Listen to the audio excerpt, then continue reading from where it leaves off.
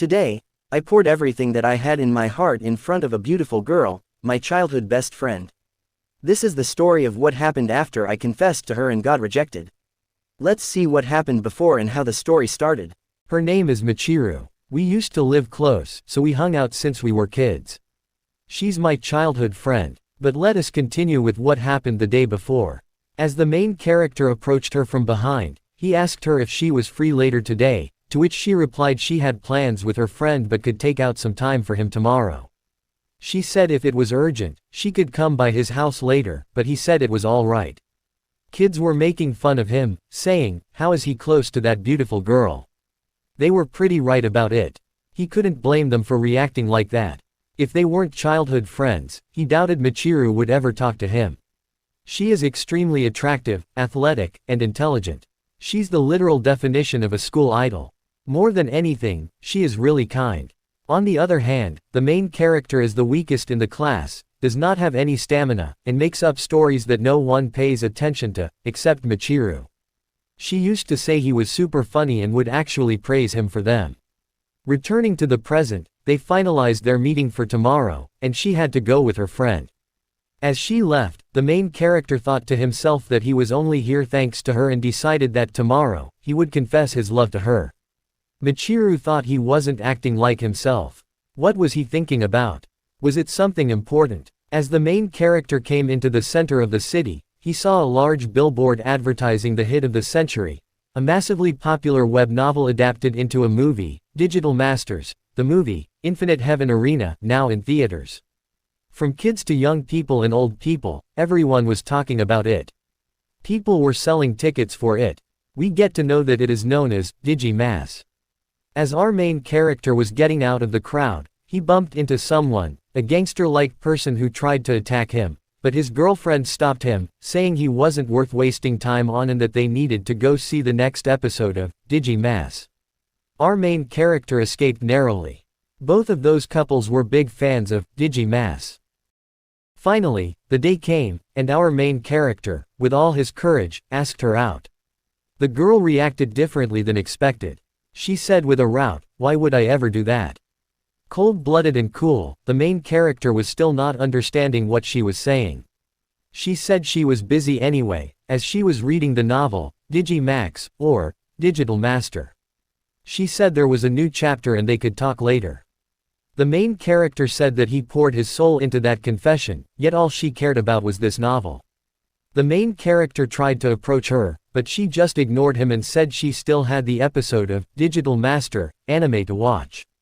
The main character said she should give it more thought rather than outright rejecting him, but she said her heart belonged to the novel, Digital Monster, and he didn't even have a chance. The main character tried to explain, but she cut him off, saying, "Are you trying to say that the author of Digital Monster and you are the same person?" The main character said, "Hold on, is this some kind of joke?" She said she meant exactly what she said. "A joke, that is my life." The main character had been pushed beyond his limits. He had been defeated by an online novel. The main character said that he is the author of Digital Monster, to which the girl outright said he was lying.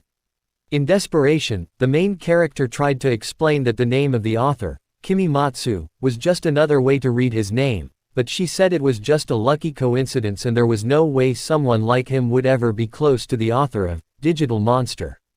The main character even tried to show his original draft of the latest chapter. The girl looked at him and said it was just copy-pasted. The main character tried his best, but the girl had already made up her mind about him. In desperation, the main character held her hand, on which he got smacked. The dreams of the main character were now broken. We saw the girl with extreme anger and a cruel face, saying that she didn't know he could stoop so low as to trample over something she loved. She said, "Listen up, Kimimatsu-sama is 1,000 times more handsome and smarter than you." The main character had been heartbroken beyond expectation. As she left the class, she said not to even try to talk to her for a bit. The main character was now on the ground, crying, and said that he wasn't lying. He made the entire novel because he got encouraged by her and because of her words and encouragement. He used to pull all-nighters writing the novel and poured out his heart, but it looked like she never really took his kindness seriously. The main character was sobbing and crying, saying that it was all in his head and he wanted to die. In a fit of mixed emotions, he said that now that he didn't even have a reason to write, why should he continue writing anymore? Is there any reason left? The main character pulled out his phone and typed on his Twitter that he quit and was retiring from now on. As he posted this message, we saw hundreds of people seeing it in an instant and getting sad, worried, surprised, and feeling every emotion there is. We saw them crying, not believing it, and being beyond amazed and distracted by this news. The main character, looking soulless, got a call from his editor. As he answered the call, his editor asked where he was. He said he was just heading home, and the editor said she would come to his house later. As the main character came home, we saw his sister and mother jumping over him, hugging him, and asking what he meant by retiring. His sister asked, "Why would you quit? Are you getting bullied?" The main character said, "Not really," and asked what had gotten into them. His sister said, "Can you blame us for it? You dropped a drama bomb and said you were retiring. This was a big thing, you know." We saw his mom in anger, saying that if someone hurt her son, she would have a few words with him. The main character said he wasn't getting bullied and it was all okay. As he was sitting on the couch, his family asked him what made him quit. The main character, just getting scared by his sister, and with a sad atmosphere around, said he had lost his motivation in writing. The mother asked him if it was writer's block. The main character said, "No, it's not." The sister cried out to him, saying, "Why? What is the problem?" She was trembling with emotions and said she would die if she didn't read his novels regularly. We saw the mother coming closer, hugging him, and patting his head. She said she wouldn't ask what happened. She loved his work, but she loved him 100 million times more. The main character became emotional. We saw that his sister had the same kind of emotion as both of them were hugging him. His sister said that if he decided it, she would accept his choice. We saw the main character crying too. We saw someone open the door, and the main character's father rushed toward him, hugging him, and asking why he was suddenly giving up. "You cannot give up on this. Even the vice editor will get fired if you quit. You are a treasure to the company, and you cannot retire."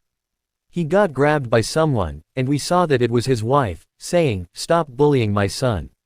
The main character's father apologized for it. The main character said, "How pathetic."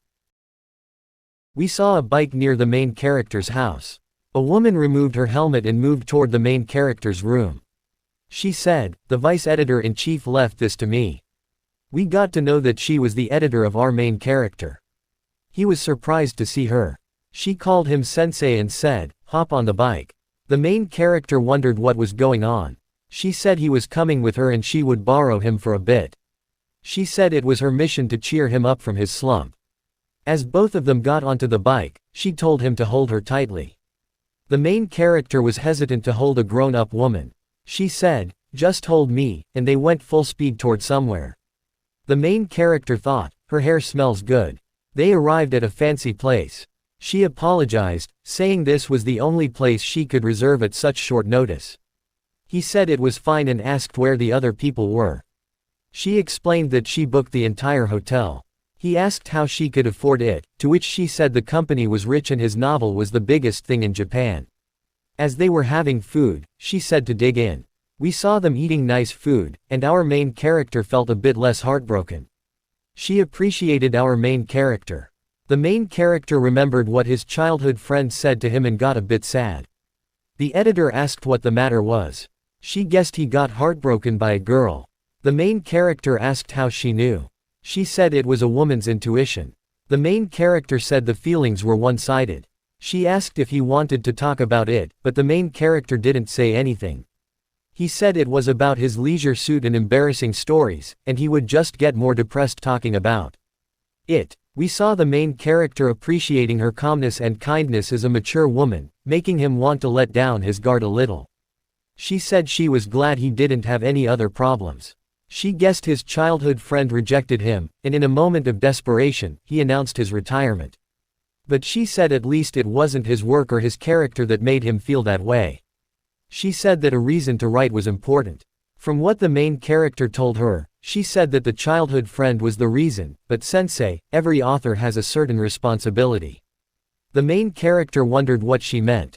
She told him he had become a hero for people, and just his one text had made it onto the news, making everyone sadder and sadder hearing it. The main character got a bit worried, seeing how much people loved him.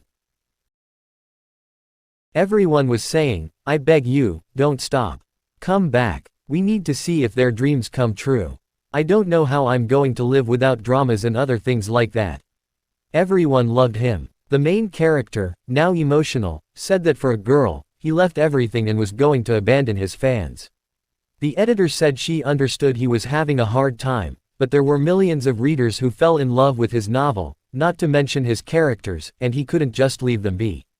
The main character said it was silly and harsh of him, and he regretted how selfish he was.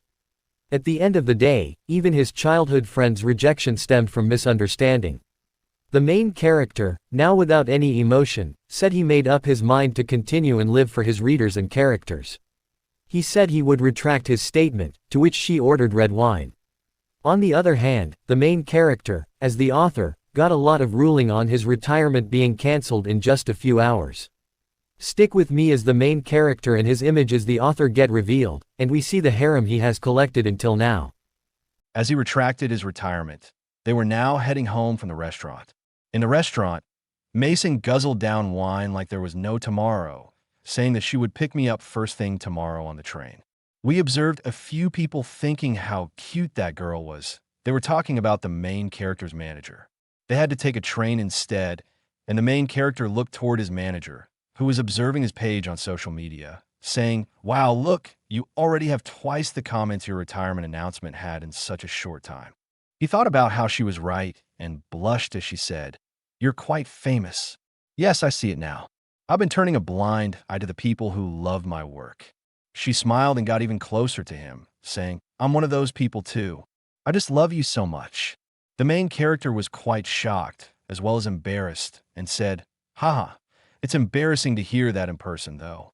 You mean for my work, right? I'm really happy to hear you feel that way." He wondered why she had to say it like that. We observed her blushingly say, "But I'm really glad. It's like I was finally able to do something, and it took a load off my shoulders." The main character couldn't understand, but then thought, "Right, she's still my manager and editor. If I actually decided to quit, she'd have no job. I'm sorry, I wasn't thinking about your repercussions." She said, "Oh, sorry, I didn't mean it like that." In an age where authors can publish on their own, the role of publishing companies like ours has changed. That's especially true of the relationship between authors and editors. It almost feels like editors aren't needed anymore. The main character said, "That's not true. I think you're very useful." She replied, "Oh, it's not like I'm looking for pity. Just keep in mind how I feel and what I can do for you. That way, I'll be able to remain the #1 fan of your work." Honestly, I was surprised out of my wits to see the expression on Mei-san, who is usually as calm and collected as a career woman.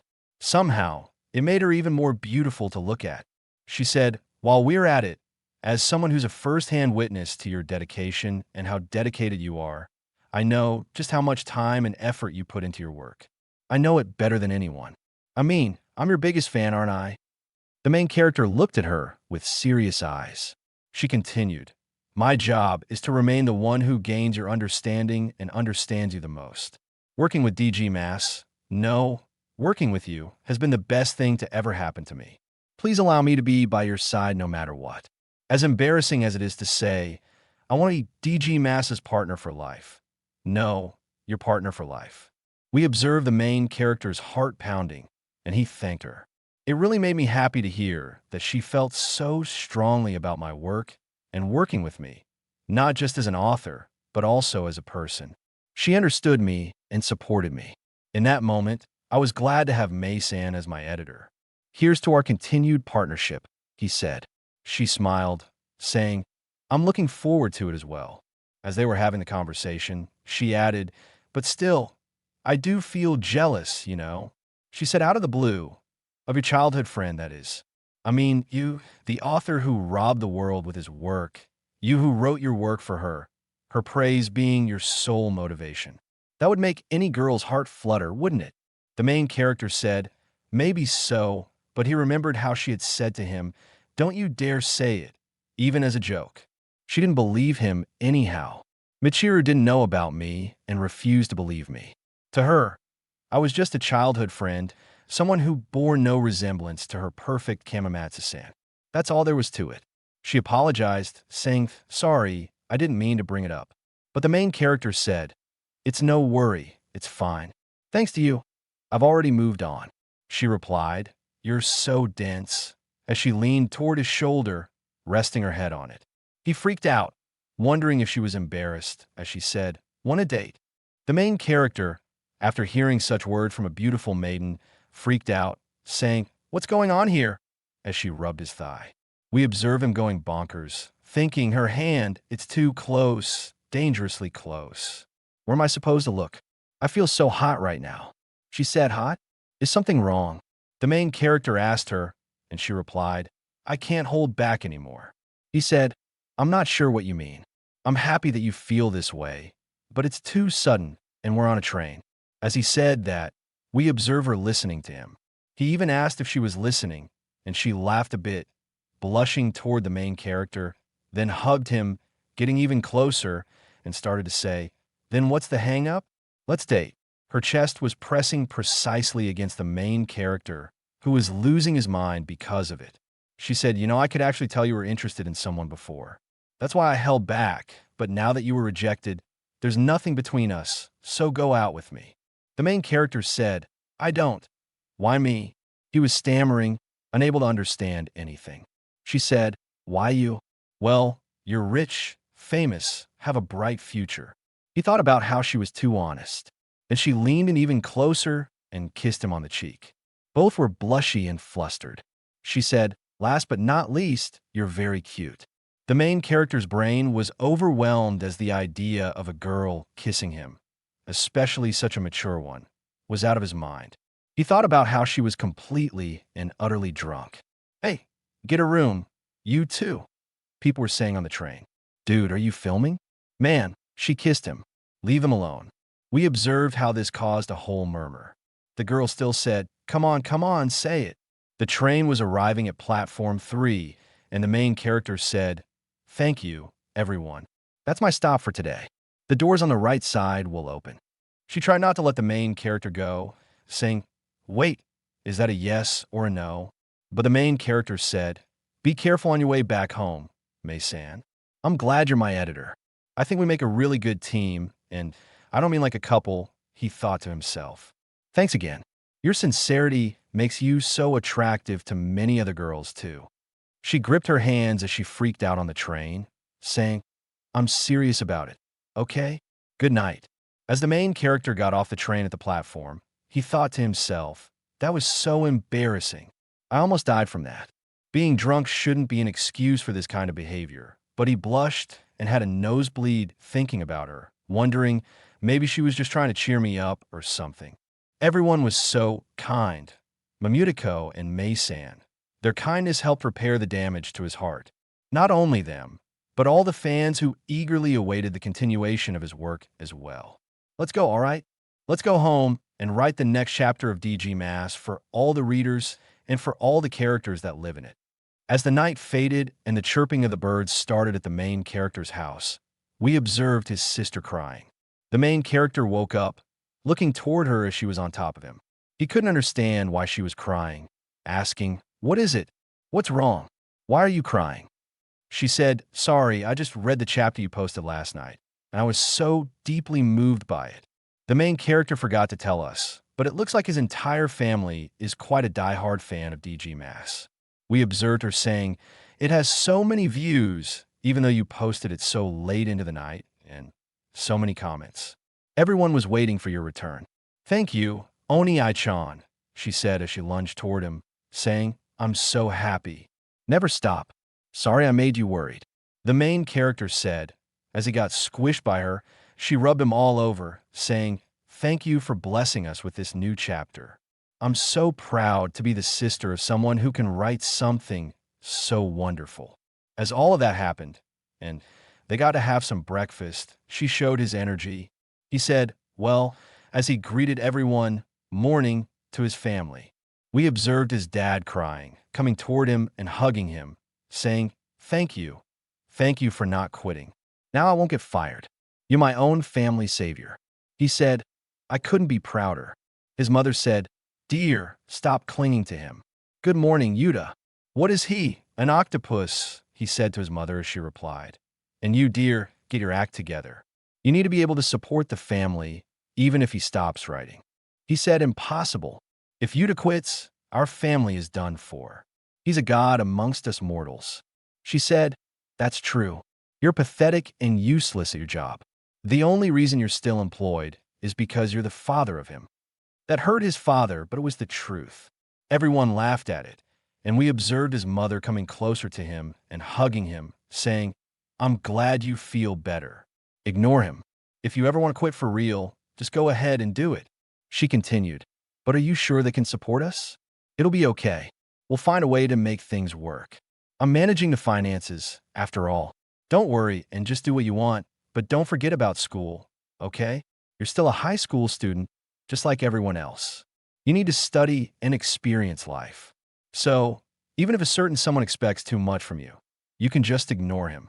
As his father was emotional, she continued, saying, The more you force yourself to do something you don't want to do, the more you make me worry. We observed the sobbing as it happened, and even his sister joined them, saying, I don't want to see you sad either. They were all so kind. He thought, feeling the warmth of the family. Thank you, but really, I'm okay with it. I still want to write. We observe his father even wanting to join, saying, Let me give you a kiss as well. But his mother spanked him off. Anyways, now let's have breakfast before it's too late. Honey, your tamagoyaki is the best in Japan. Dad passed the soy sauce. The next story regards Digital Masters, the web novel that has recently become a cultural phenomenon. Look, only chance DG Mass is on the news. The retirement statement has now been retracted, but it still caused passionate reactions in the time it was given. The main character's spirits sank as his mother said, Every channel is talking about it right now. He didn't know he was so famous. Slow news day, huh? No, Yuta, you just don't get it. Matsu Sensei's DG Mass is as massive as franchises that have sold a crazy number of printed copies and anime Blu-rays, and now it has a box office revenue of 50 billion yen. The main character was absolutely freaked out hearing this number. That's right, it's a lot. When did we make that much? In fact, there was going to be a party to celebrate the achievements. Do you want to attend? The main character was quite surprised, judging from her expression. Zakurikan hasn't told you about it yet, has she? You know, to commemorate the movie's 50 billion yen milestone, they will be hosting a party specifically for the movie's production too. Is that so? That's amazing. A party reservation, isn't it, at the first-class hotel next to the Metropolitan Government Building? They're going all out here, and they booked the entire hotel. His father said, That's just how much money he has made from that movie. Impressive, his mother said. But of course, if Yuta-chan was anything less than an absolute genius, he couldn't have written DG Mass. The main character thought about how his whole family was so kind. Once again, his father asked if he was coming. The main character thought quite deeply about it. Should he come? His mother said, Does he need to attend? He hasn't really been to such events before, has he? His sister said, You're trying to hide your identity, right? The main character thought about hiding his identity as one reason, but the bigger reason would be, certainly, although I'm not popular with the girls anyways. Before this, I used to feel like I was cheating on Michiru, but now I know it was all just in my head. I'm certainly getting carried away a lot. His sister asked, What's the matter? His father said, All right, I'll tell them you can't come. But the main character stopped his father, saying, Wait, Dad, I want to go. His father was quite surprised hearing his son say that. But the main character had made up his mind, thinking, That's right, Michiru is not a concern anymore, and this will help me get over her. I see. Got it. I will tell everyone now. It will be fun, I promise. You'll get to meet plenty of new faces, like the director or the super famous voice actress, Yamagani Yuria, along with the rest of the cast, of course. The main character thought about Yamagani Yuria. What? You mean the one who voiced the lead in my anime? That super popular, super beautiful high school. He thought, I've heard her name from one of the anime tapes I had. He imagined how both of them would meet. I'm Yamagani Yuria. Nice to meet you. He remembered her voice, leaving a deep impression on him. His father said, "Oh, I can't wait. Gotta bring plenty of autograph boards." His mother said, "Are you planning on using our son to get autographs from these VAs? You're really pathetic." Either way, the main character thought this would be his first party, and he was very excited. We observe his sister trying to search for the girl, and as she found her, she thought about how she was really beautiful. I'm sure that this party will mark the beginning of a new chapter in the life of the main character. Wearing a brand new suit, I headed off to a certain hotel in Shinjuku to attend a celebratory party with the DG Moss movie crew. He thinks to himself, "Sure, I'm here with my dad, but I'm still nervous." As they walk through, they celebrate, and his father says, "All right, let's get inside. I'll show you around the venue. So just try to keep up." "Oh, okay." He replies out a few minutes later, he was lost. "What do I do?" We ended up completely lost inside the whole hotel. There was no one here. This is definitely not the right place. He glances around. Dad?" His father says, "Well, this is strange. Hold on, I'll ask someone for directions, and we'll be back soon." He thinks, "I should have known this would happen." He was even acting like he owned the place. Sighing, his father had said, "I know it's your first time, so leave it all to me." The main character looks at his watch, thinking, "I've been waiting for 10 minutes now. This isn't looking good for me." He panics, wondering, should I just start finding my own way? A girl notices his panic and greets him, saying hello. His attention shifts to her, and he thinks, this is a beauty, a 10 out of 10 beauty. She asks if anything is wrong. He blushes, thinking, when I was at my wit's end, she appeared before me. She was so stunning. She stole my breath away, and she spoke to me so gently. Holy crap, she's quite beautiful. He says awkwardly, "Oh, are you talking to me?" He thinks, it was impossible for me to hide how frustrated I was. I'm stunned and look like an idiot. She's definitely going to laugh at me now. Her face is already warping into a smirk. He remembers a past incident when a girl said, "Sorry, you dropped this," and he stumbled, saying, "Thank you very much." Those girls mocked him, saying, "What the heck? What a creepy kid. Must be a virgin." He thinks it's going to happen again, making a face and thinking this sucks. But the girl just smiles, blushing, and says, "I'm talking to you, you know." He thinks she didn't make fun of me. She asks, "Are you here for the DG Moss party, by any chance?" The main character says, "Yes. Are you for that as well?" She agrees, saying, "That's right. Oh, and don't be so tense. I think we're all the same age.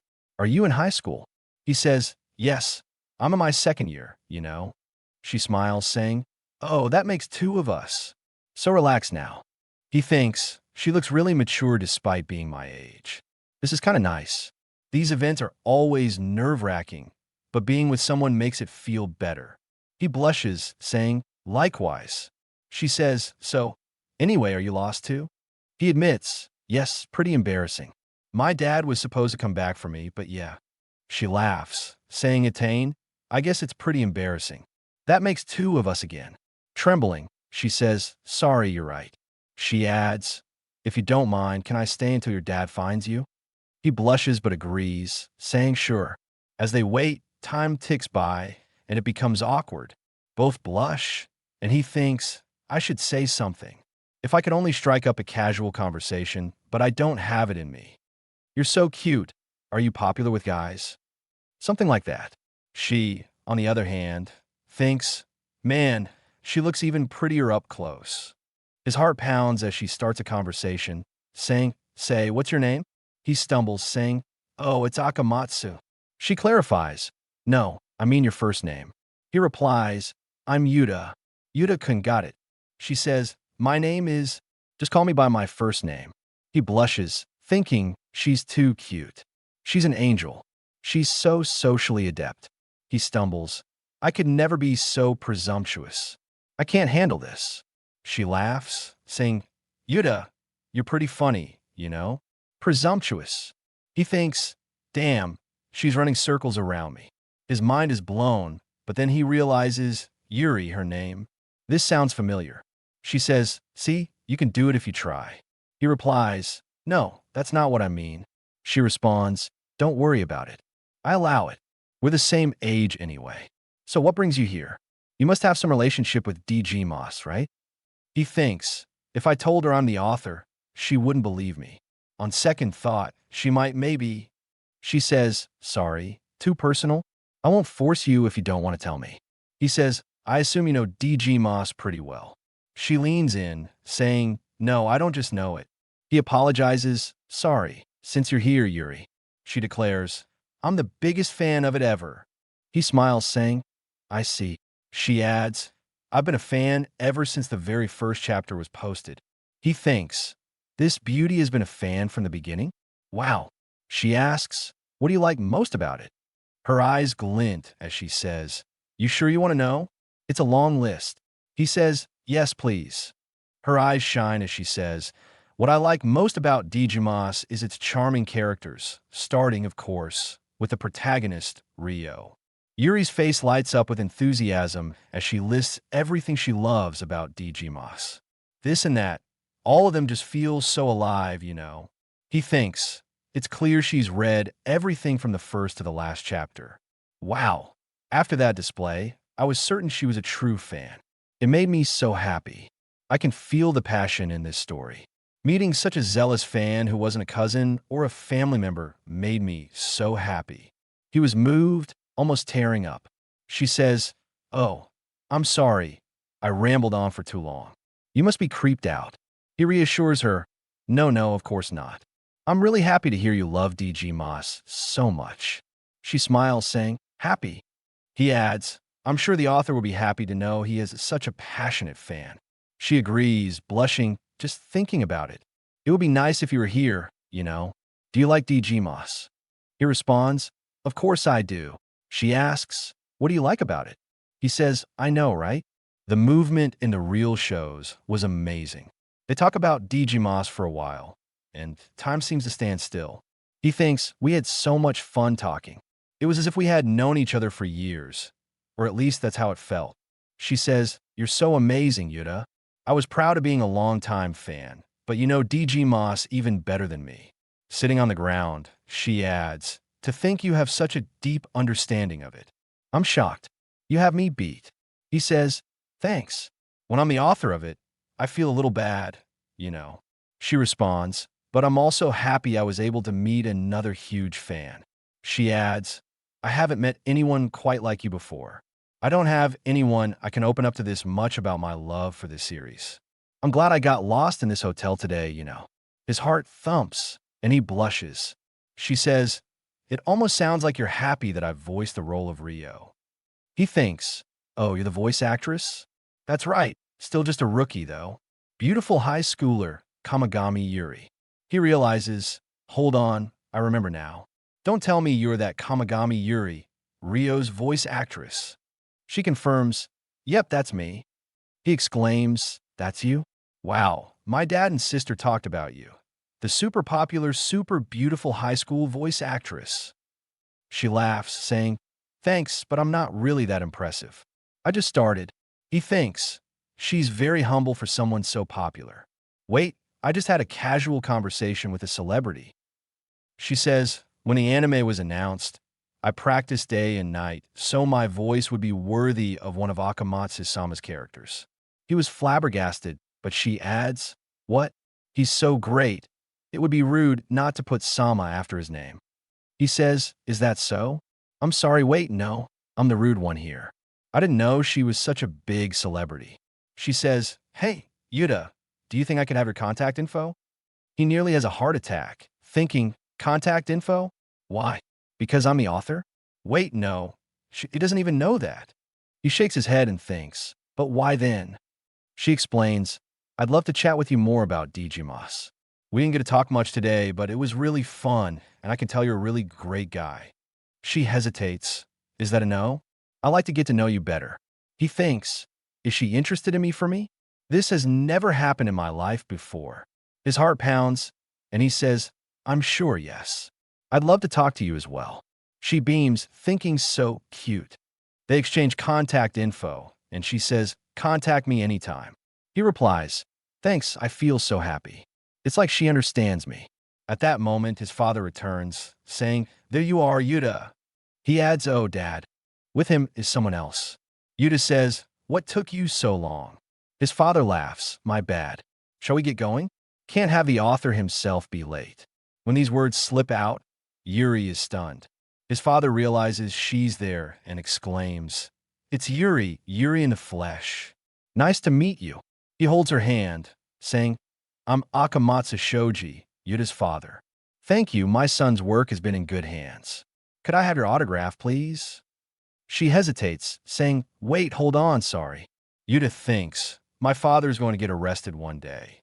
Yuri glances at Yuta and asks, "Did he just call you the author?" There's commotion, and his father adds to it. Yuri blushes and says, "I have a question to ask, Yuta. Are you the author, Akamatsu-sama?" Yuta admits, "Of course, yes, guilty is charged." Her mind boggles, and she says, "I see." Amazed, she has a new realization. Yuta says, "Sorry, I didn't know how to break it to you, Yuri." Even his father looks worried as she faints right there on the ground. Everyone calls out, "Yuri, what's wrong? Are you okay?" His father says, "Quickly, bring her to the first aid room."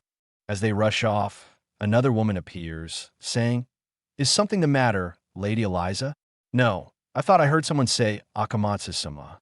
But it can't be right." Having learned Yuta's identity, Yuri collapsed, and his dad left with her for the first aid room. A butler says, "This way, please. Leave this to me, Yuta. Oh, by the way, you'll be going on stage as a surprise guest." Yuta freaks out, "Huh? You didn't tell me about that." His father reassures him, "It'll be fine. You're a star, the star of this show." Yuta is taken to one of the wings of the stage, trying to stop his dad, but he zooms off. An announcer says, "Thank you for your patience. Thank you all for joining us here today to celebrate Digital Masters Infinite Heavens Arena reaching a total box office revenue of 50 billion yen. Everyone claps and cheers, dressed elegantly.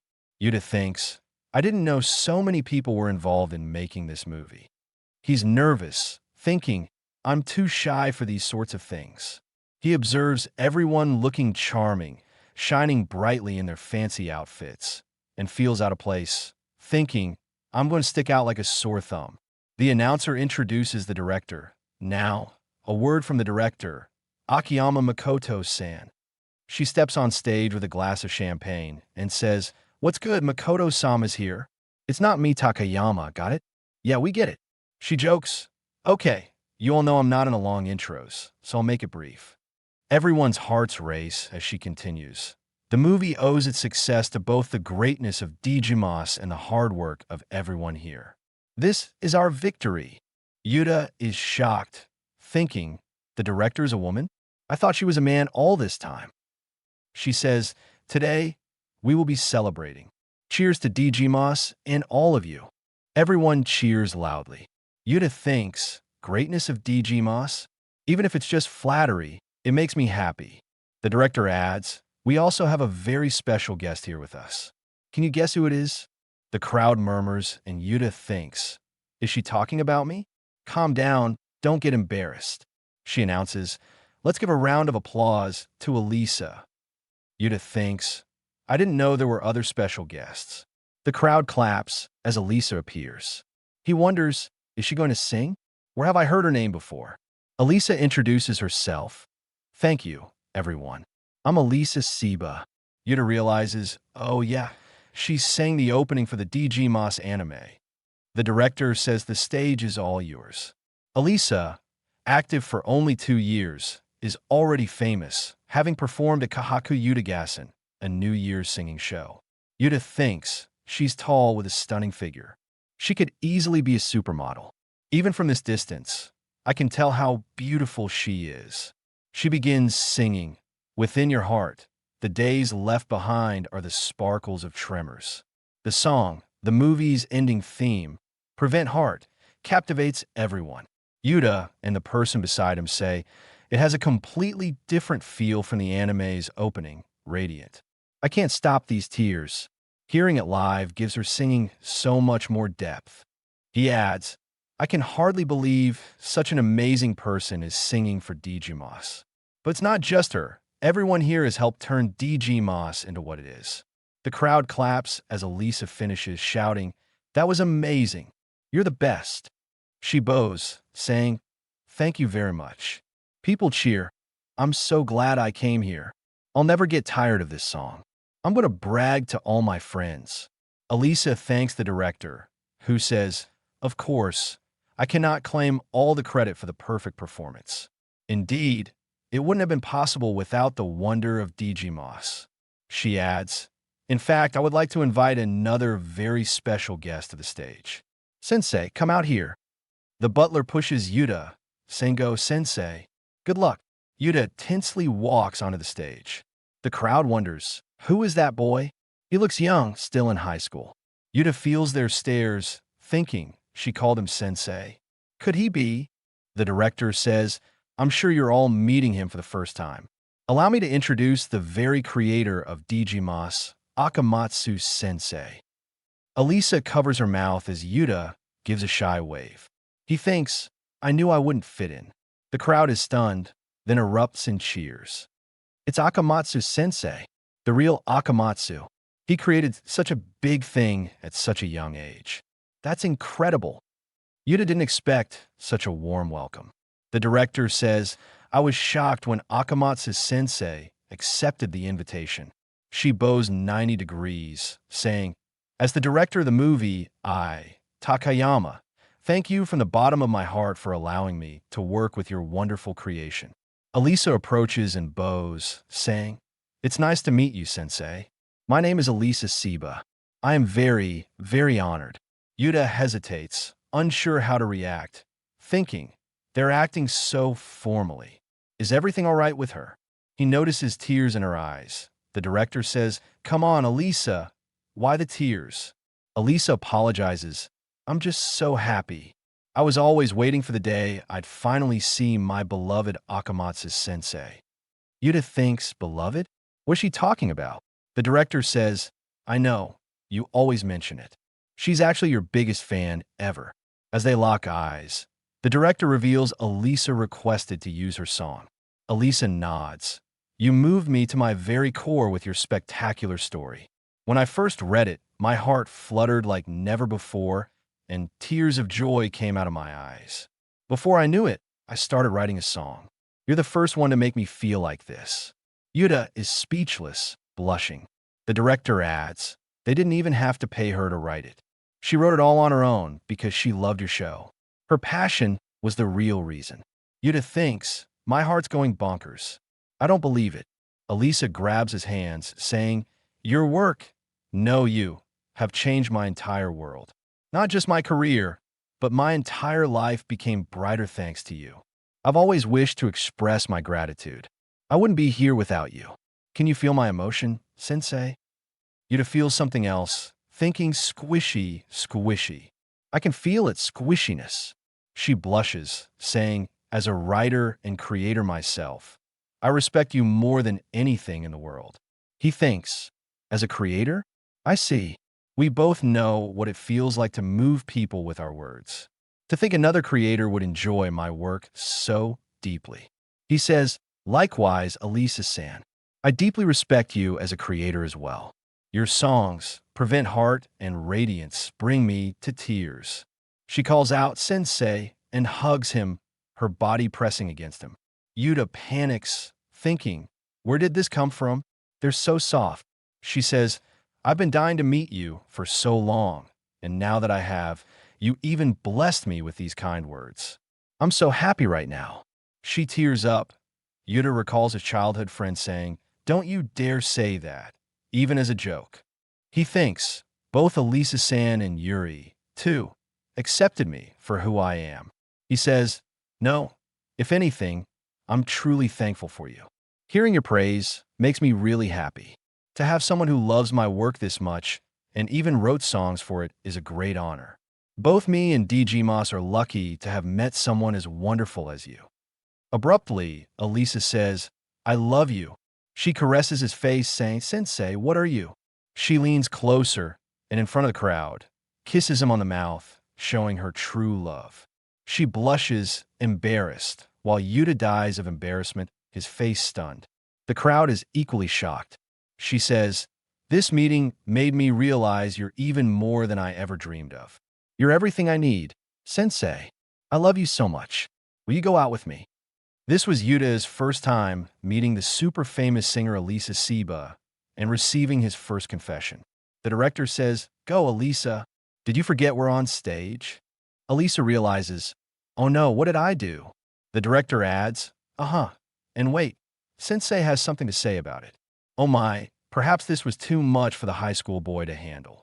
Yuta's brain goes haywire. The scene shifts to Yuri, who wakes up in the first aid room, jumping up. Yuta's father says, "I'm so glad you're okay." She asks, "Where am I? Where's Yuta?" He replies, "Enjoying the party, I guess. You're so cute. We're in the first aid room. You collapsed, so I brought you here." Her heart pounds, thinking, "Yuta, my heart is beating weirdly fast." Meanwhile, Elisa has just confessed her love to Yuta. The DGMA celebration party began with something Yuta could never have expected: a confession and a kiss from a super famous singer. He thinks, "I couldn't calm down for a while after that. I can't believe someone so stunning would kiss me. I only felt them for a moment, but her lips were so soft. Maybe this is all a dream." Elisa approaches, calling Sensei. She brings food and says, "Please eat with me." He says, "Oh, thank you for going through the trouble." She smiles. It was nothing. Her plump lips make him think, "Crap, I'm getting nervous again." He panics, saying, "The food here is quite delicious. A high-class hotel, sure, doesn't disappoint." Looking at her munching, he thinks, "She looks even prettier up close. I heard her mother is British. She has such lustrous blonde hair and incredible proportions. Hard to believe she's just 18. Jesus, she's so popular and talented. It's like we're not even the same species." She takes a piece of steak and says, "Here you go," wanting to feed him. This makes him tense. He says, "That's too much of an honor. I can't possibly have you feed me." She insists, "You don't need to hold back. If anything, it's my honor." He protests, "I can eat on my own." She looks sad, saying, "Am I not good enough?" with puppy eyes. He thinks, it's unfair. He relents. "That's not at all. I'm glad." She says, "In that case, He opens his mouth, and she feeds him. She asks, "Do you like it?" He says, "You're right, it's delicious." She leans close and whispers, "Then did you like my lips too?" Startled, he freezes as she holds him. She says, "It was actually my first time. I was so nervous, and my body feels hot for some reason." "Hey, Sensei, what should I do?" He thinks, "That's the same question I have in my mind." Everyone watches them. Someone interrupts, "Excuse me, sorry, do you mind?" "Thanks, I finally found you. It's Yuri." Yuta asks, "Are you feeling better now?" She says, "Yes, don't worry. I'm fine now. Thank goodness you're still here. Sensei, I miss seeing you on stage." He thinks, thank God she didn't see us kissing. Elisa, looking jealous, grabs Yuta's arm, saying, "Sensei, those dishes over there look delicious. Let's have a taste."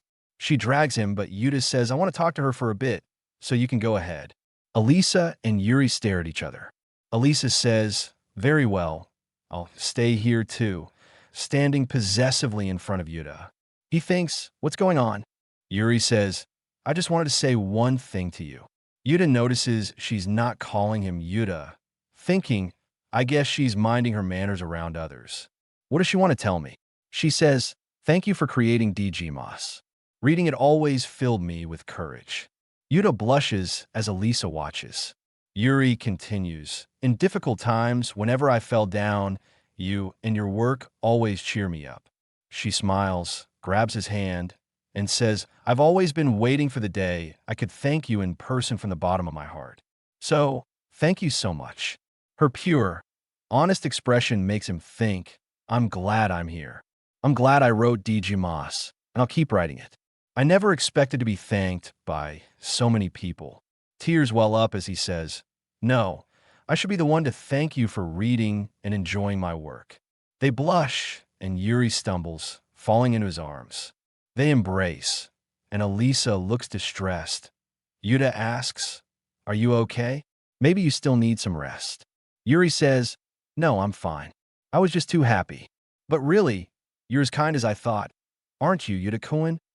He blushes, saying, "You're flattering me."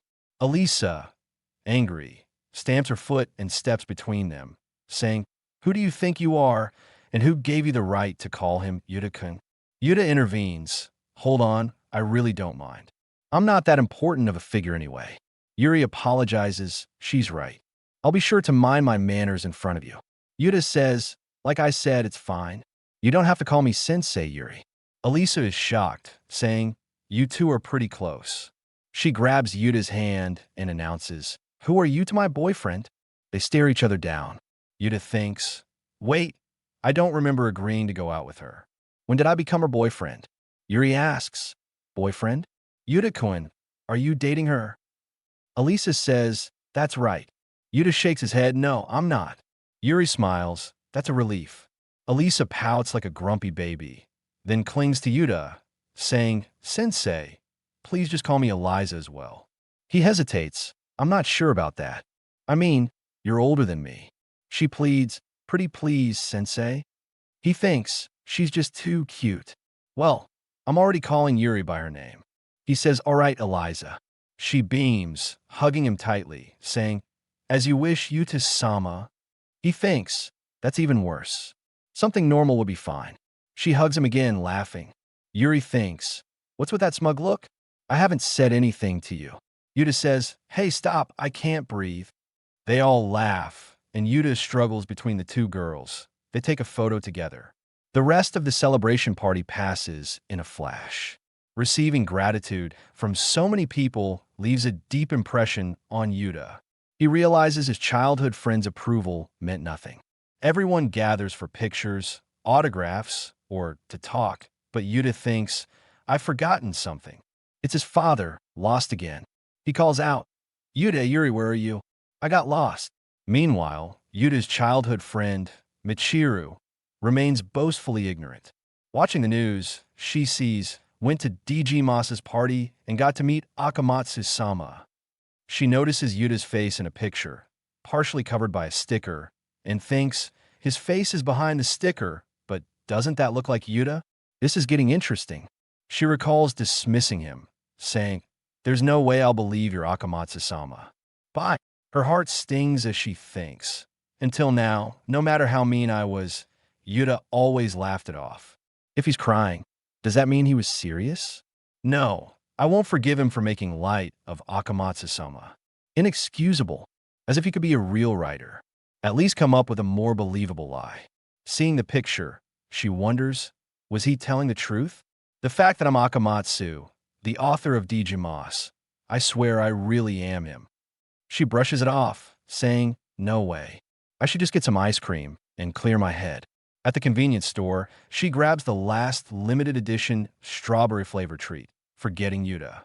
As she heads home, she sees a taxi stop in front of Yuta's house. She thinks that's unusual. Yuta's father steps out, calling, "Yuri and Eliza-sama, you should come in for a cup of tea." Michiru twitches, thinking, what? Yuri and Eliza? Did I hear that right? It can't be. She sees Yuta and thinks, wait, that's the girl. She mutters, "Yuta, why are you in a suit? What's with the lame mask type? Did he go to some event? I pity anyone who had to see him in that." She recalls him asking, "How do I look?" And her response, so lame. His tastes haven't improved since he was a kid, and he claims to be Akamatsu-sama? Don't make me laugh. Akamatsu-sama is far more refined, I'm sure. She notices Yuri and thinks, that voice. Isn't that Yuri? You're kidding. Why is she here? Why are those two, Yuri and Eliza, here? She panics. No, this is some kind of trick. They must be impression actresses or something. A new haircut? There are lots of people who do celebrity impressions. Yuta's just a regular, unsociable high school guy. There's not a chance in the world he's friends with those two celebrities. Yuta calls out to his dad, "I'm already so late, and you can't just invite two girls into the house of a guy they just met." His father replies, "You're right. I'm getting ahead of myself. I was just too excited. Part of my rudeness. Please don't feel like you have to come if you don't want to. I won't insist." Sobbing, he adds, "But it looks like the girls don't mind at all. They say it will be a good chance to practice meeting with fans." Yuri adds, I'd be happy to come in. Yuta's father is overjoyed, saying, Did you hear that, Yuta? The real super famous voice actress Yuri and the real super famous singer Eliza Sama are both coming in. How could I ever refuse them? Please, Yuta. Michiru, watching from behind a pole, collapses, thinking they're actually here. Now that I think about it, I remember his dad saying Yuta is important in their publishing company. Even so, why would two people from the world of DG Moss come to Yuta's house? What the hell is going on? Yuta's mother appears, saying, Dear, would you stop yelling? She greets, Welcome back, Yuchan. Yuta says, Thanks. His father exclaims, Honey, good timing. We have incredibly famous guests here. She scolds, You'll wake the entire neighborhood. Look, you recognize them too. He protests. That's beside the point. Stop acting like a child. Eliza makes a good impression, saying, I'm sorry for the last-minute visit. My name is Elisa Seba, and I wish to marry your son. This shocks everyone. Michiru thinks she's marrying Yuta. Pigs will sprout wings and fly before that happens. Yuri steps forward, saying, Nice to meet you. I am Komagami Yuri. Right now, I'm only a friend to Yuta, but I hope to call you mother one day. Michiru, still watching, thinks, Both of them? Am I really dreaming? Did I somehow end up in an ice sky? She squats, shivering. Yuta's mother says, In that case, please come in. She adds, I can't have you yelling on my doorstep. Besides, if you two are competing for the role of Yuta's wife, I must judge you myself. Her eyes gleam as Yuta says, Mom, I really think it's too late for this kind of thing. She replies, That's quite right. Since it's the weekend, why don't you two stay overnight? Both girls agree, stay overnight? With pleasure. Yuta's father shivers, and Yuta thinks, this isn't good. My mom is acting weird. His father clings to him, saying, Well done, Yuta. You'll marry two celebrities, and they'll call me father every day. Father, how about I wash your back? I can already picture it. Yuta's mother overhears and turns demonic, punching her husband in the chest. He falls, saying, This is also an expression of love, you know. She invites, Come on in, don't be shy. As they enter, Michiru, wobbling, sobs and collapses on her bed, thinking it can't be. She recalls their words, I wish to marry your son, and I hope to call you mother one day. She wonders, how does he know them? And why do they show him so much affection? He's just unsocial, gloomy, and utterly lame. She checks Twitter, seeing Yuta's suit, and thinks, that's the same one Yuta was wearing. Could it be? That would mean I insulted my beloved Akamatsu-sama. She recalls her harsh words when he confessed to being the author. Let's not think about it. It's all stupid speculation. I'll forget it all as soon as I wake up. Denying reality is all she can do, unable to face the possibility that she made a huge mistake. The next day at school, Michiru is exhausted, thinking, I didn't get a wink of sleep since it's all that stupid Yuta's fault. I need to thoroughly investigate and find definite proof that Akamatsu and Yuta aren't the same person. She recalls telling him, don't talk to me anymore, and thinks, how can I talk to him after shutting him down like that? Some girls gather around Nakatsuo-kun, saying, are you going to the Inter-High? He replies, yes, we're going to win this year. Michiru snaps, shut up. Can all of you just shut up? She thinks. Everyone calls out to Michiru, saying good morning, while a smirky guy looks at her. Yikes, why did he look at me like that? Why do they even care about that pretentious guy? His face is the only thing he is going for him. Did he seriously think I wouldn't notice him checking me out? Even Yuta is 100 times better than a creep like that. The guy's attention is on her, thinking, I heard she's never gone out with anyone. She's already married to the D.G. Moss novel. She's probably a good match for me, though, as he chuckles. Someone approaches Michiru from behind. She thinks, did Nakatsugawa actually follow me? But it's Yuta. She blushes, standing beside him, her heart racing. Michiru reflects deeply on the significance of D.G. Moss in her life. When her mother passed away and her father moved overseas for a new job, D.G. Moss was her solace. The story's issues and conflicts resonated with her so profoundly that she felt as though it was written solely for her. It was the first story to evoke such strong emotions, though she vaguely recalls another story from long ago that might have stirred similar feelings, now forgotten. D.G. Moss consistently supported her through tough times, and its author, Akamatsu-sama, became her beloved savior. This is why she fiercely protects his reputation and refuses to let anyone, especially Yuta, insult him or pretend to be him at tea school. Yuta greets her with a casual, "Morning." Michiru stammers his name, caught off guard. She recalls how he confessed to being the author of D.G. Moss and snaps. "What did you just say? I told you not to talk to me, didn't I?" Yuta, surprised, says, "Huh? I forgot. Force of habit, I guess." She softens, saying, "Whatever. I guess you can talk to me if you really want to." He smiles.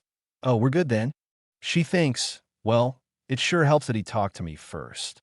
Yuta starts humming a song, and Michiru wonders, how is he so carefree? It's like he didn't even bat an eye after my rejection. He asks, "Oh, by the way, did you do the homework for classics?" She panics, thinking, crap, that totally slipped my mind.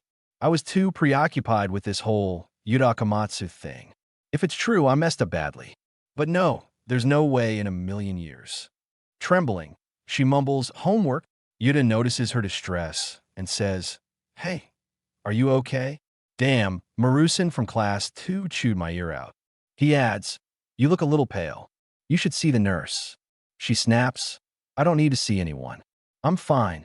In her mind, she fumes. "Whose fault do you think this is?" Yuta tries to object, but she cuts him off. "It's fine. The lack of sleep is really getting to me. I gotta calm down. For now, I just need to find proof that Yuta isn't Akamatsu to get these stupid worries out of my head." In class, Michiru borrows homework from a friend, who says, "Morning. Make sure to change up some words." Michiru thanks her. "You saved me. I owe you one." Everything seems normal, with Yuta acting as usual, humming songs. Michiru thinks, "I know for a fact that Eliza and Yuri went to Yuta's house, but I need to find out what led to it." Detective Michiru is on the case. Casually, she asks, "Yuta, got a second?" He nods, yes. She continues, "Did you go somewhere on the weekend? One of my neighbors saw you wearing a suit." He replies, "Oh, yeah. I had to go with my dad for work." Michiru recalls a post about a DG Moss party that weekend, thinking, since Yuri and Eliza are associated with DG Moss, it's possible they met there. But why would they want to hang out with someone like Yuta? If I were someone as cool as Akamatsu-sama. No, what am I thinking? Yuta's dad probably just happened to be involved with DG Moss due to his position, and he brought Yuta along as an extra. That's when he got to know them. She asks, "Did you make any friends there?" Yuta hesitates, then smiles. "Yes, of course." Michiru wonders, why is he smiling like that? Is he really that happy to have met Yuri and Eliza? She nods, saying, "I see," but thinks, just new friends. Why am I getting this feeling? Speechless, Yuta asks, "Michiru, are you upset?" She snaps, "Yes, I am." Hell, if you... A notification interrupts as someone texts Yuta. Michiru thinks, whoops, forgot to put his phone on silent. His family wouldn't be texting him during school hours, right? That's unusual. Who is it? Yuta says, "Just one of my new friends I told you about." Michiru twitches, thinking, "I see. So it's one of them. It could be either Yuri or Eliza." He replies to the text, "Ah, sure, sounds good."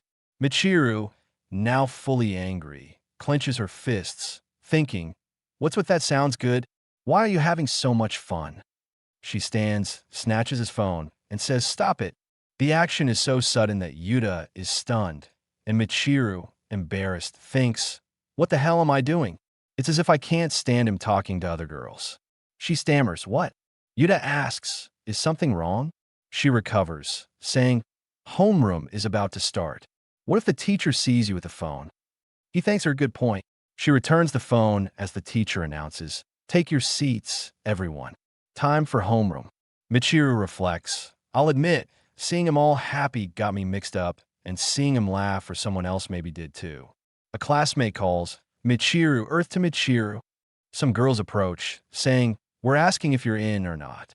We're thinking of starting our own channel, and a beauty like you would totally rack up the views. Can't beat a cute face." Another adds, "Michiru, you're like a spitting image of your mother." Michiru replies, I don't even like my own face, you know. Oh, nothing. I'll pass. I'm kind of busy with something else at the moment. My agency wouldn't allow it. Besides, proof. The girls persist. What agency? You're no fun. Let me know if you make the channel, though. I could be your PR manager, make social media posts, and whatnot. Michiru thinks, gotta focus on Yuta for now. I can't let a single thing about him slip past me. The other girls whisper, she's acting weird today. Is she always like this? Maybe she's not that bad, though. Yeah, she even hangs out with that gloomy shrimp. Sure, they're childhood friends, but if it were me, I'd just ignore him. They recall past remarks. Don't bring that up in front of her. Akamatsu? No way. That shrimp's a loser. Gotta be a virgin forever. Nothing remarkable about him. Michiru had defended him, saying, what do you know about him? Only I, his childhood friend, am allowed to trash talk him. So cut out. One girl teased, that gives me tingles. I'm in love. I love you, Michiru. Take me. Amidst classroom chatter, the teacher calls out, name the verb, the fraction, and the adjective in the following sentence. Michiru sneaks a glance at Yuta, who thinks, am I imagining things? I feel like she's been sneaking glances at me all the time. He gets a message from Eliza. I'm looking forward to seeing you this evening. He smiles, replying, I'm looking forward to it too. Now that I think about it, it's my first time meeting up with a friend for tea. Michiru, peeking, thinks, what the hell? Are you flirting in class? The teacher notices her distraction, bonks her head with a book, and says, oh, Kula, you think you're so high and mighty. Michiru, embarrassed, thinks the teacher meant her, but the teacher continues, no, take your class seriously. Yuta asks if she's okay, but she makes a face, thinking, it's your fault, you know. After school, Yuta gets another text from Eliza. He thinks, Michiru was pretty weird today. I wonder what's going on. Michiru calls out Yuta. He turns, surprised, as she usually leaves right after lessons. She says, are you going home? He replies, yes, I have plans, but I'll be dropping my things off first. Michiru says, I see. This is just for the investigation, but do you think we could walk home together? Yuta, confused, thinks something's definitely wrong.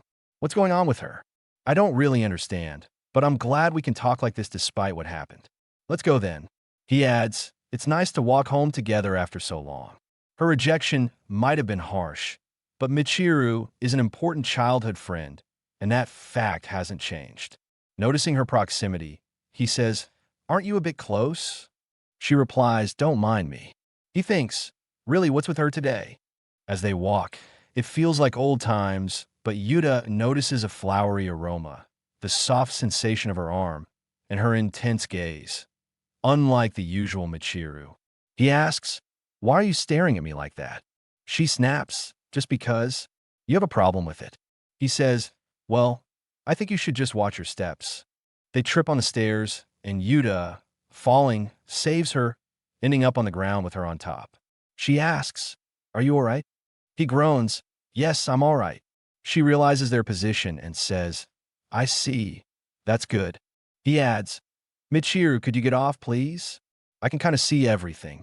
She turns red, scrambles off, and yells, then don't look. He protests, it wasn't on purpose. Besides, we bathed together when we were little, so it's no big deal. She shouts, excuse me? He clarifies, I mean, I've seen you in your undies many times in the past. She snaps, just shut up, you idiot. I'm sorry, okay. Still grumpy, she glares. Yuta notices a text from Eliza about waiting by the gate. Michiru, scared, says, hey, look at that guy. A bodyguard? A menacing person. Who is it, Yuta? Let's get out of here quickly. I think he might be a Yakuza or something. Yuta steps in front of her as the man approaches. Michiru shakes. But Yuta asks, can we help you? The man bows, saying, my apologies. It was not my intention to scare you. Relieved, he adds, I am Lady Eliza's personal assistant. We are here to collect you, Yuta-sama. Yuta says, oh, you're with Eliza? A limousine pulls up, and Eliza greets, hello, Yuta-sama. Allow me to escort you today. Michiru freaks out, thinking Eliza. Yuta laughs, haha, I wasn't expecting a limousine. That's a famous singer for you. Eliza smiles, my surprise was a success. The assistant says, "Now Yuta, please step inside." Yuta hesitates, looking at Michiru. The assistant asks, "If you were Yuta-sama's girlfriend, I'd be happy to drive you home too." Yuta corrects, "No, she's not." Michiru, stung, says, "No, thank you," and runs off. Yuta thinks she's upset now. It didn't seem that way to me. It's been so long, and I was kind of looking forward to walking home with her. I'll apologize tomorrow. I guess she doesn't like the idea of anyone thinking we're a couple. Eliza takes his hand, saying, "Shall we go, Yuta-sama? I'll show you to my house." Yuta blushes, "Your house." Michiru, watching from behind a poster, thinks it can't be. Yuta and Eliza are already that close? I mean, she did propose to him, but still. Someone calls out, "Michiru, is that you? What are you doing here?" It's Nakatsugawa and Abe, two wannabe jocks from the basketball club. Michiru thinks, "Those idiots." Nakatsugawa says, "Guess what? They're making us run laps around the school before the inter-high. So annoying. Why can't we just have normal practice? By the way, you should join the other girls and come see our game." She replies, "I have to check my schedule. Anyway, I need to go." She thinks, there's nothing more annoying than these guys. They whisper, "Dude, are you seriously into her? That cold treatment is just bad." Nakatsugawa smirks, "I like girls who play tough, though." As Michiru walks away, the scene shifts to Eliza's house. Yuta thinks, this is one fancy apartment. The city looks like a scale model from here. It's kind of exciting. Eliza brings drinks, saying, "Please make yourself at home." He thanks her. "Okay, I made some coffee." Sipping it, he thinks, I still can't wrap my head around it. An unsociable guy like me is drinking coffee with such a beauty at her house. It's not bitter, even though it's black. If she can afford a place in a skyscraper, I guess she can afford good coffee beans too. Eliza sits closer, saying, "Oh, Yuta-sama is drinking the iced coffee I made for him." Her chest is too close, and Yuta squirms, thinking, why does it have to be that sweater? She's so pretty and rich. Not surprising with how famous she is. She says, "Well, I'm not as rich as you, but yes. By the way, how do you handle your finances?" He replies, "My mom really knows her stuff, so I just let her take care of everything." She laughs. Yes, she did seem like that last night. Father-in-law seems quite unique too. Yuta chuckles. She adds, "I'm even a little jealous about it." He asks, "Speaking of which, where are your parents? Are they not home?" Eliza replies, "I live here on my own. My assistant visits a few times a week, and that's all." Yuta thinks, her family situation seems a bit complicated. She says, "By the way, Yuta, I have a rather bold request." He panics, thinking, a request? After she kissed me, when she says bold, I imagine something like what we did that day. She asks, "Do you think you could give me an autograph?" I didn't dare ask before. It was too embarrassing. Relieved, he says, "Just that?" "Yeah, sure." She beams, blushing. He signs a book, saying, "There you go."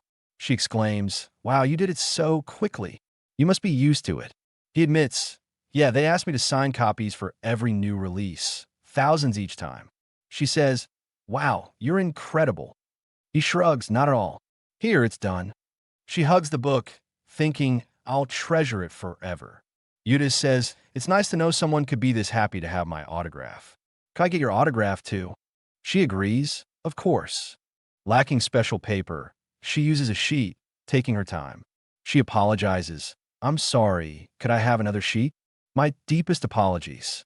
I haven't done this before. I actually always refuse autographs."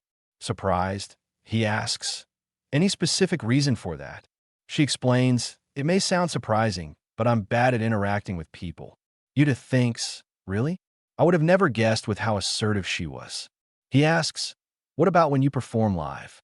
She says, "It's not an issue when I'm singing. I concentrate on the song and block out my surroundings." He wonders, did she call me to her house because she was too nervous to be in public? What about the celebration party? Did you have a tough time there? She replies, "That party was a special event for a very special work. I couldn't miss it.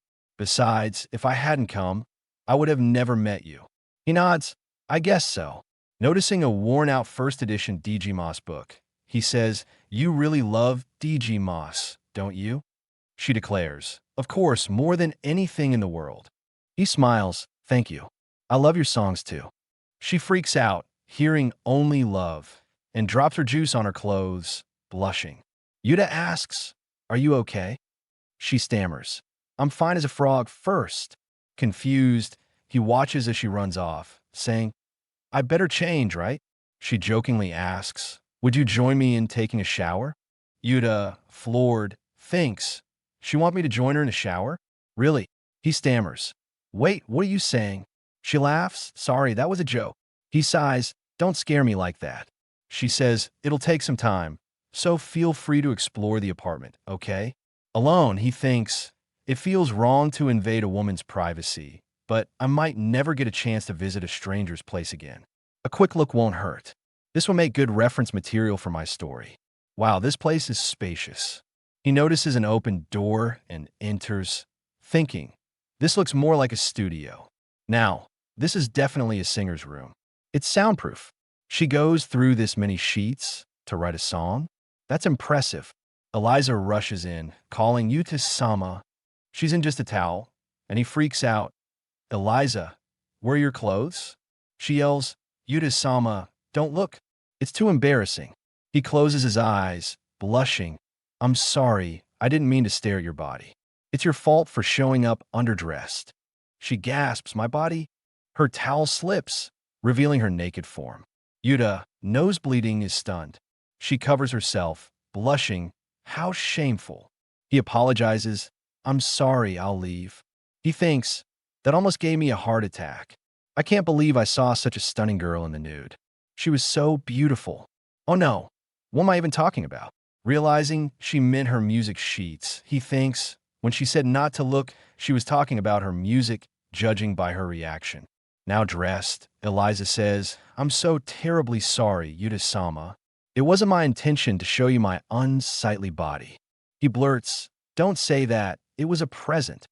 Mortified, he thinks, what the hell did I just say? She blushes, embarrassed.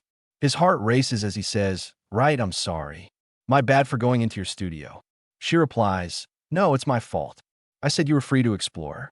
If I didn't want you to see it, I should have put away. I was excited and forgot. He asks, you mean the sheets of paper?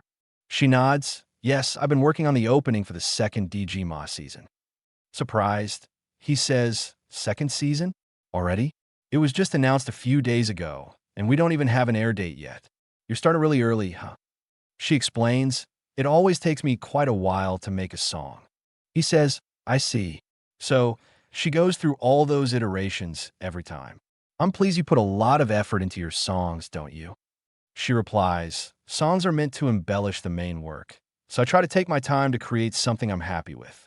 Which is why I couldn't show you, of all people, something as disgraceful as my unfinished work. How humiliating. Yuta laughs. Is that what you were worried about? She looks confused as he says, I mean, I understand how you feel. I was really happy to get a glimpse of another person's creative process. It felt like I got closer to you. So, you don't need to be embarrassed about it, at least not with me. Blushing, she says, Yuta. She asks, would you like to hear the song? He nods. It'll be my pleasure. Her heart throbs as she sits at her piano.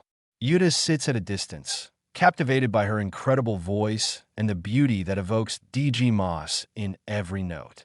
He says, that was amazing. I'd even say it's good to go. I really enjoyed that. Thank you very much. She replies, I'm happy to receive your praise, Yuta-sama. The problem is, I haven't been able to come up with good lyrics. He nods. Lyrics for this song would be nothing if Digimon didn't exist. So, I need to think of something worthy of appearing alongside your fantastic work. It needs to be something both the reader and the author can appreciate. She apologizes, sorry, I didn't mean to sour your mood. It's so impudent of me to talk about my problems. Yuta clenches his fist, saying, that's not true. Passionately, he thinks, she has so much passion and goes to such lengths for me and for Digimon. Is there nothing I can do for her? He offers, is there any way I can help you? I'm the author, so we could brainstorm together and figure out something. Her eyes widen. Do you really mean it? He confirms, of course, as long as you're fine with it. Tears well up as she mumbles yes. Panicking, he asks, "What's wrong?" She sobs, "I'm sorry. I just never in my wildest dreams expected to be able to make a song with my favorite author." He smiles. "Come on, we both work on the same franchise. We're like comrades in arms." She repeats, "Comrades in arms?" He explains, "Exactly. We have the same goal and vision, so we're comrades. We help each other in times like this, so we shouldn't worry about hierarchy. Please stop calling me Yuta-sama." She clenches her fist. "Comrades, I see. You're right." Calling his name, she leaps into his arms, hugging him tightly. He thinks, "I can't breathe, and this sweet smell." She cries, "Thank you, Yuta. Let's do our best together." He agrees, "Yes." They work on the lyrics late into the night. Meanwhile, Michiru reads the latest Digimon chapter, thinking today's chapter was so amazing, but there's also this. She sees Yuta's response to a comment. "I met another hardworking creator and felt like I had to step up my game as well." She wonders, by hardworking creator, does he mean Eliza? She recalls Yuta getting into Eliza's limousine, her heart sinking as she grapples with the possibility that Yuta might truly be Akamatsu-sama.